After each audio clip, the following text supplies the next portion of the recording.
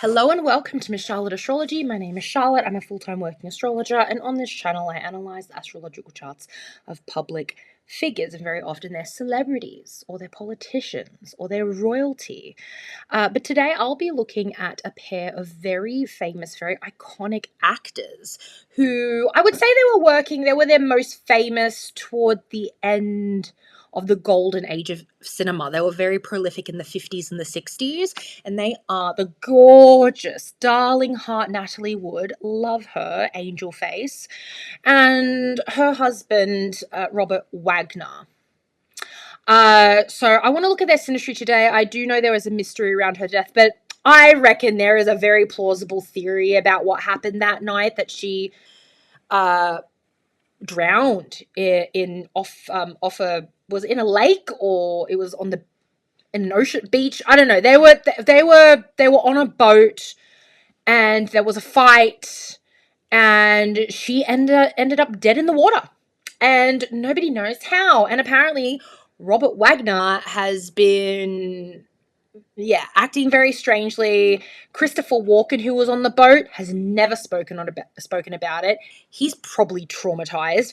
And one of the men that were working on the boat, he's come out with a very plausible theory, and I do believe him because he was there that night and he heard everything. And he was on, was it Dr. Oz? He was on Go watch the Natalie Wood Dr. Oz special. I think there's a couple of them. Riveting television. Fantastic.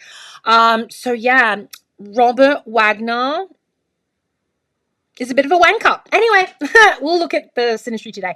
Before I dive in, just a couple of things. I apologize for being away for 2 weeks. I was consuming a lot of Diddy and Menendez content, which severely upset my soul and made me very unwell. And then I suffered from a back injury, and my readings were late, so I had to catch up on all the late readings after the back injury. And then I injured my back again, and then the readings were late again. And it's 2-3 weeks of just mess. And also, it's Scorpio season. The sun is in my 12th house. It's not an easy time for me, okay? And hopefully we can get through this month, and I can file my taxes, and I can just get my life together, please.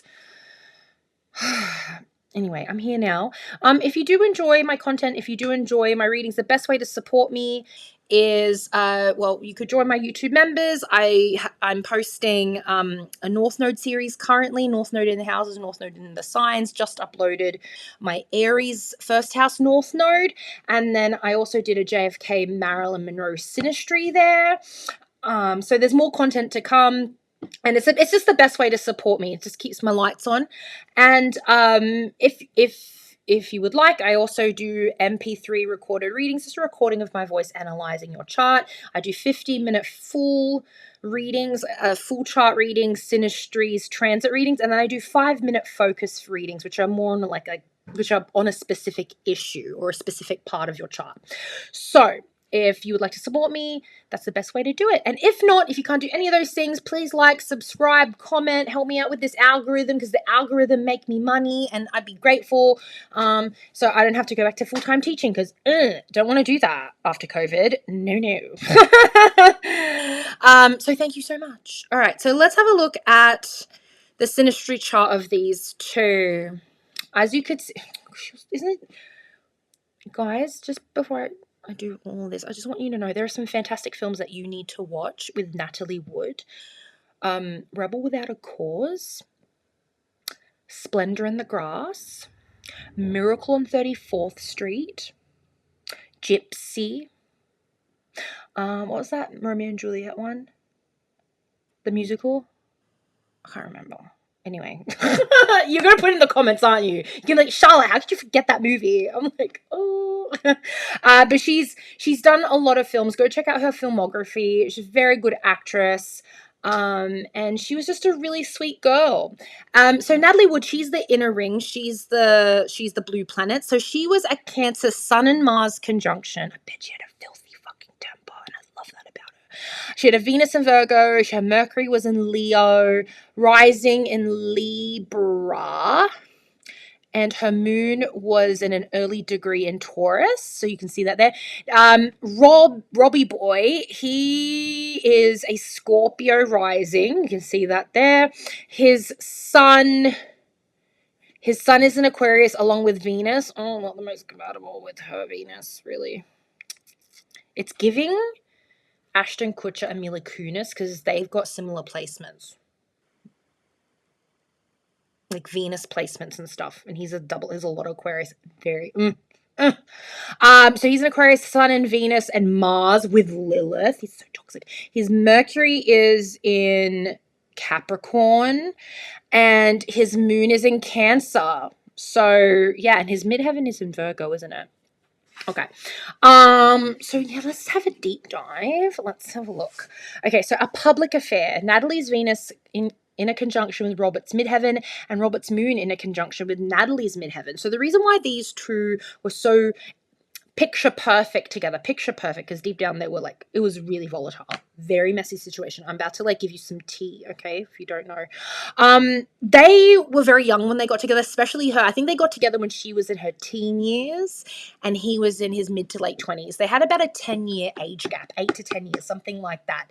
And they were set up on a date by their agents or something, and they got together. She dated quite a lot before she got with him. I also think she was used and abused by the industry, a la Marilyn Monroe, like level abuse. Like there's a lot of stories about her being like just thrown to the wolves and taken advantage of during her childhood and teen years. Now these two got together and they stayed together for quite a while. Not just because they had some compatible placements, because they looked so good together. Her Venus sits on his midheaven. So his midheaven lies in Virgo, which is very boy next door, very Brad Pitt. Now, if you go back and look at pictures or films with Robert Wagner, he's giving off a Brad Pitt boy next door with dimples vibe, with that blonde hair and like, you know, cute American white boy kind of shit. Now, with her Venus sitting there, she's going to give him being with her is going to give him a bit of it's going to give him respectability. It may attract more roles, more praise. Like, oh, what a good husband. He's so loving to her. Definitely her halo and her shine reflected off of him a bit. And he basked in her glory a bit because she was the bigger movie star. He was, for a very long time, when they were together, he was not as successful as she was. You know, she gave him cred, really.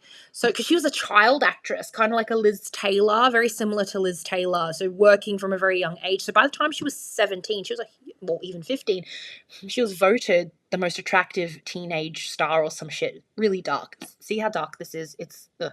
But her beauty, her fame, her aura, everything reflected on him. So she was good for his public image. Venus is a happy planet. Also, please take note that her Venus is in the same sign as Neptune. And because her 12th house is in Virgo, that Venus actually plays out in the 12th house. Take note of that. Take note of that Venus with that Neptune. A love without bounds. Also, and it's plays out in the 12th house of secret enemies. So we'll get back to that. So remember that. But yeah, she made him look good.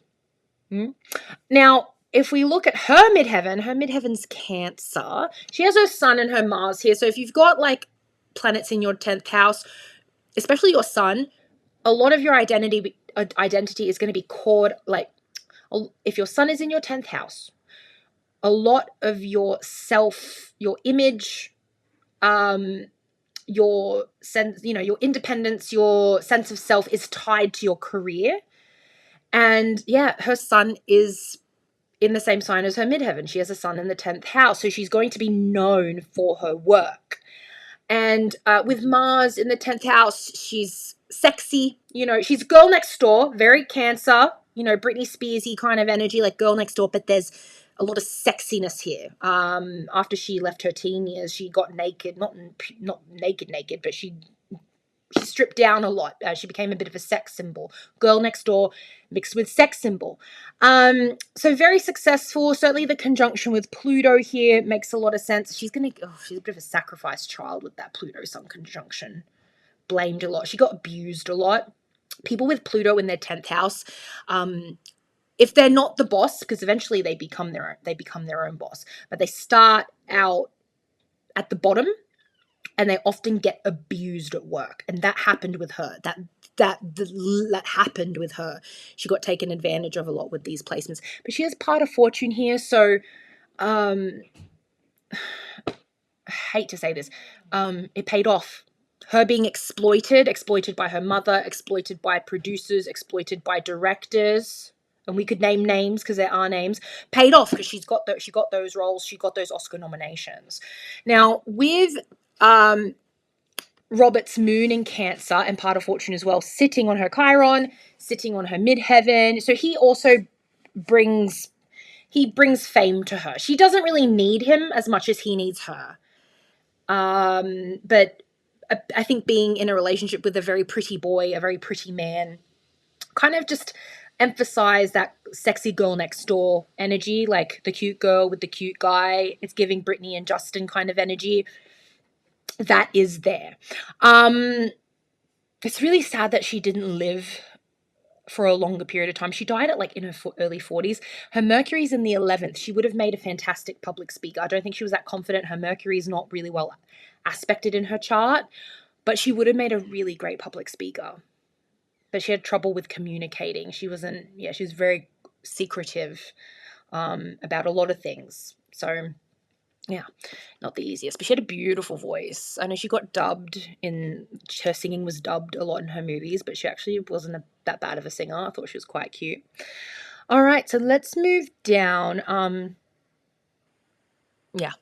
By the way, that Cancer moon, Virgo Mercury, obviously that's a sextile. It's a sexy sextile. So there's a nice alignment of his emotional needs and emotional expression with her value systems. That's what happens when you have a sextile or a trine. It just means that these two parts of these people got along, right? It's cute. And also the sun and moon in the same sign. She feels she can be her authentic self with him. She can shine as brightly as she can. And he accepts her and enjoys that. And he feels, because his moon is a secret self with her sun in the same sign as his moon, he feels seen. The darkest parts of himself can be exposed when he's with her. And that is both good and bad. A life of servitude. So Natalie's Taurus moon conjunct Robert's North Node and Chiron. So the North Node is destiny. That North Node's with Chiron. That's wounded, and that's in the 6th house of this. Yeah, it's in the 6th house. The 6th house is everyday work and routine. The North Node in the 6th house is basically like getting very structured, cleaning up your mess, which he did. He very much cleaned up a lot of mess after she died. He became kind of neurotic when she died, and you can guess why. Her moon sits here. I think she was a very soothing presence, although Uranus is sitting here as well. She was from a very emotionally unstable home. I think she could be very emotionally volatile, even though she craves stability, because the Taurus moon is actually exalted. But when it's with a malefic like Uranus, unfortunately, she's put in situations which are packed full of turmoil. She desires stability, but she's often put in situations that are out of her control that make her incredibly unhappy. Like her husband's cheating on her. And by the way, there's a rumor that Robert is not totally straight and she caught him with a man. That's something that was out of her control. And then she married, that's what happened the first time they broke up. And then she married another guy. He cheated on her too. And then she got back with she got back with Robert for the second time. Better the devil you know than the devil you don't. I can't believe she got back with him, but here we go. But she, with her Taurus moon, she wants familiarity, right? So better the devil you know than the devil that you don't. Uranus on the Chiron. I mean, I think she also brought chaos to him, to his 6th house. But I also think that she was very soothing to him. I think he had a lot of insecurities about money, about sex, and I think being with her was very soothing. I think she accepted a lot of his bullshit. Her Uranus is like pretty much on his north node in her 8th house of death and legacy. Something's going to come out after he dies. I think it's going to get exposed. And I don't know if the case is reopened, but I think they're going to reopen the case. I think they're going to have to look at it. He's tried, because his north node is in that 6th house with Chiron. He's been walking around since 1983, 81 when she passed away. He's been covering up his tracks for like over 40 years. And because her Uranus is in her 8th house of legacy, and it's sitting in the same sign as of his north node, I reckon that in death she will expose him, or he will eventually be exposed. But I think he might have to die first before that's allowed. She was, as much as she wanted stability and to be a mum, and she did become a mum, she was always in some kind of chaotic family dynamic. Like her mum was also chaotic. We're going to get there. Also notice how her Saturn is in Aries. So Natalie's Saturn return is coming up. Saturn in the 7th house is also a divorce placement. Doesn't mean you're definitely going to get a divorce, but it is notorious for being a divorce placement. A lot of lessons around relationships. She really wants to be in a partnership, but very often it doesn't work out. And she had quite a lot of boyfriends, especially early on. But she was always looking for love and always trying to find her soulmate. Yeah. And his Uranus is on her descendant, so he also brings her a lot of chaos. I talked about this in my JFK and Marilyn Synastry reading, because JFK had Uranus on Marilyn's descendant. He brought chaos to her 7th house. So through similar energy here, Robert, she probably made a lot of friends, but she also made a lot of enemies, and it was just like a door, like a revolving door of people in and out of her life when he was around, because he had a pretty strange social life as well. I think he was a bit of a pleasure seeker, and he exposed her to a lot of trauma. So that this placement makes a lot of sense. Abundance and restriction. Robert Saturn on Natalie's IC, and Natalie's Jupiter on Robert's IC. So, okay, you have these two people coming together in the synastry. Jupiter retrograde is a disappointing husband energy. So her Jupiter's on his IC, expanding his home, giving him wealth, giving him children, giving him a good life. So she brings a lot to the table. She brings a lot of joy. He brings even more dysfunction. She's got Lilith on the IC. That's like her crazy neurotic mother that was abusive. She was very much abused by her mother. She was like a bit of a, I know we say tiger mum for Asian mums, but her mum was Russian, and she was a Russian tiger. Her mum was a Russian tiger. That Lilith on the IC is like a very difficult, restrictive mother. A mother that, like, I don't want to say that her mother hated her child. I don't think her mum hated her, but her mum definitely used her for money, because they were born, poor, and they had to escape, tough times in Russia. Like there was some kind of revolution going on. They had to run away and move to China at one point. So there was just a lot of upheaval and movement in their lives very early on, even before Natalie was born. So that's that neurotic mother and a very neurotic, difficult environment. And with Saturn here, I think with Robert Saturn sitting on that IC, he's going to bring structure and restriction. Now, if you've got a chaotic mother who's all over the place and it's just upheaval in the home, and then you get into a relationship with a man or a woman who creates structure, it feels more stable. Even though it's emotionally chaotic, there is the ground is firmer. He made the ground firmer here. Also his Saturn in a conjunction with Juno, the wife. So that's like a business partnership. And that's kind of what they were. I don't doubt that there was some genuine love there, but I also think he was using her, and she was a nice beard, and she was a very pretty beard, and she loved him very much. So, Juno is the asteroid of marriage, commitment, not necessarily love, but commitment, because that's different. There's like the romanticized version of love, which is like Jupiter or even Venus. But then Juno is like signing of the contract. So marriage with Saturn, and Saturn is the planet of like, it's a public planet. It's karma, it's money, it's business. So those two things together, business, marriage, together. Yeah. He has, so he's got, no wonder she found him attractive. That sun is not, it's like, it's very close to that Jupiter. Jupiter is the husband. And the sun is pretty close to it, but I can see why she liked him, because the sun, and when someone has a sun Venus conjunction, they're hella charming and hella pretty. If they're not pretty, they're at least, they're very attractive people, because it's charming. And it's in Aquarius. He's a man about town. He knows how to network. I think he's a lot more extroverted than she is, even though her son's in a public house. It's an introverted sign. I think she was kind of, and with that Pluto there, she was forced to kind of be a movie star, be an actor. She was enslaved by her mother. But she's a very introverted person who was forced to do a very public work. He is an extrovert.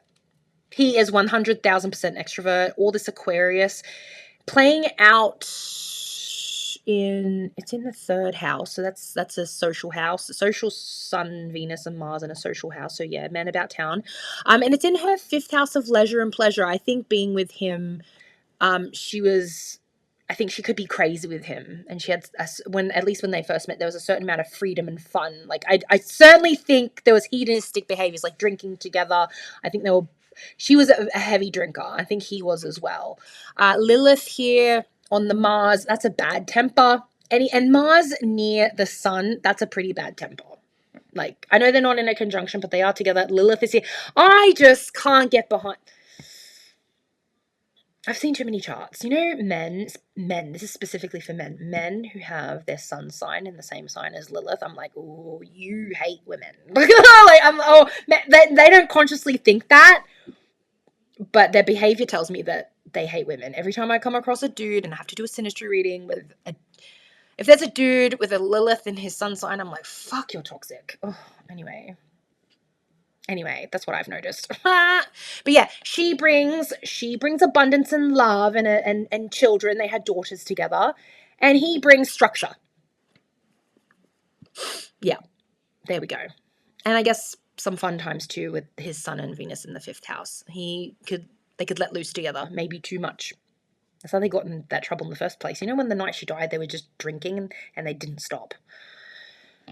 Marriage story ending. Natalie's second house, Scorpio North Node, conjunct Robert's ascendant. Wow. Well,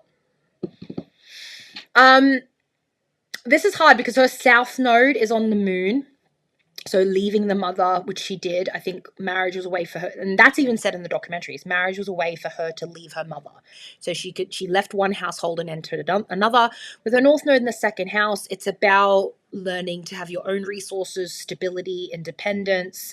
And I think being with him actually helped with that. However, Scorpio is the sign of marriage. So the way she could get her resource together and get that stability was through marriage. Remember, she's a Libra rising, so everything's flipped and it's a contradiction. Her North Node is in the Taurus house, but it's lying in the sign of Scorpio. So for her to become stable, she had to find a partner. I mean, Juno's here as well, and Juno's also retrograde, which is a disappointing marriage.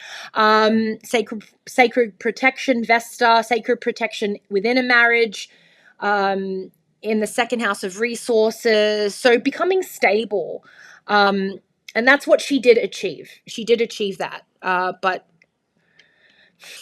yeah, I mean, he took her there. His ascendant lies here as well. He is a Scorpio rising. He was going to take her where she needed to go to get away from her mother and become wealthy and like have a pretty yacht. Anyway. So yeah, she had a certain amount of protection with him, but Scorpio is still a dangerous sign. Yeah. And Scorpio is death. Anyway. By the way, if you've got an North Node in Scorpio, calm down. It could be a death of many things. Okay. Making connections. Natalie's ascendant falling in Robert's 11th house. Again, like when these two were together, she was the star. She's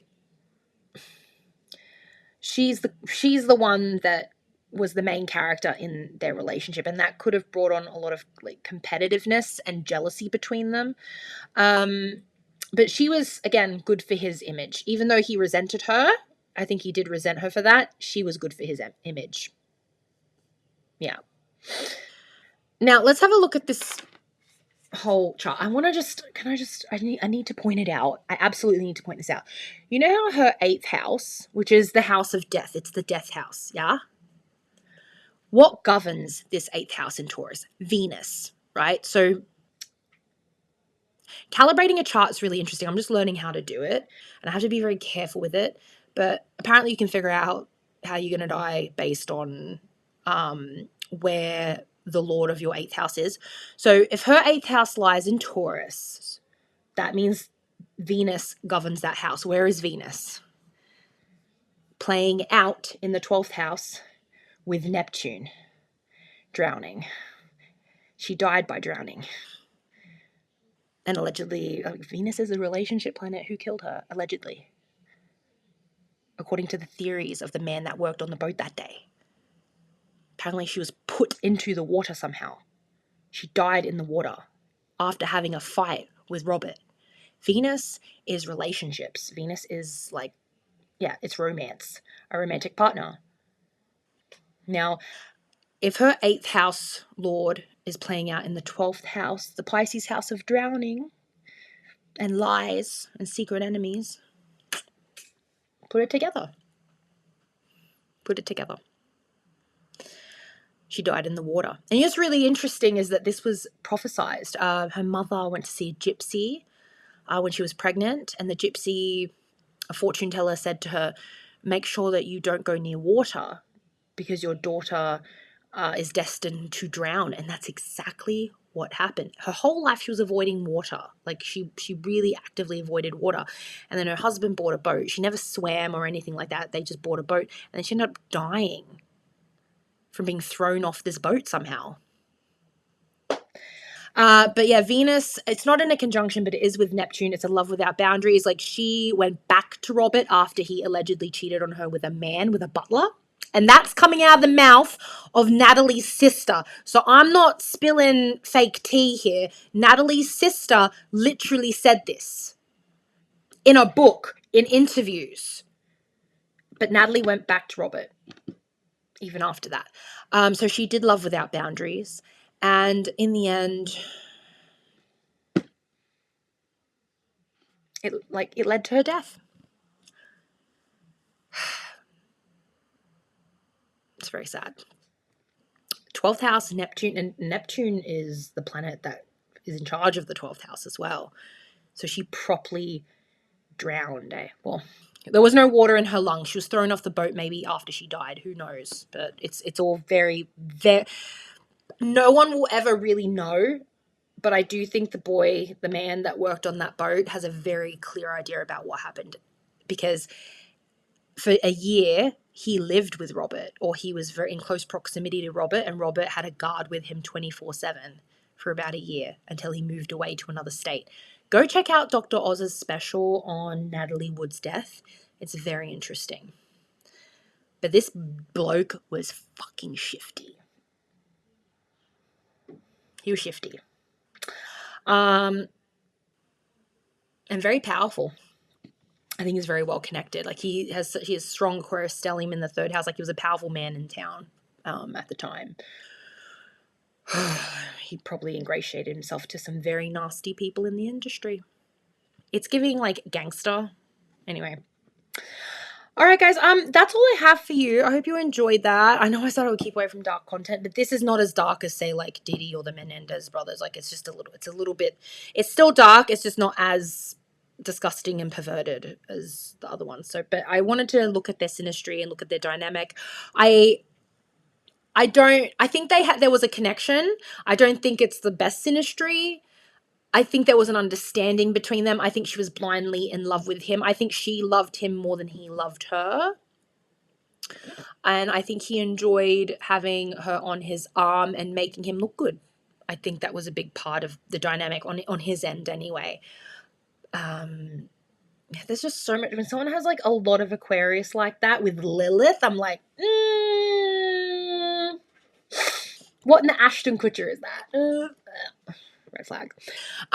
Okay. Thanks so much, guys. I'll see you in the next video. Please like, subscribe, comment. And of course, I got my MP3s and I have the YouTube members. So, yeah, see you in the next video. Bye.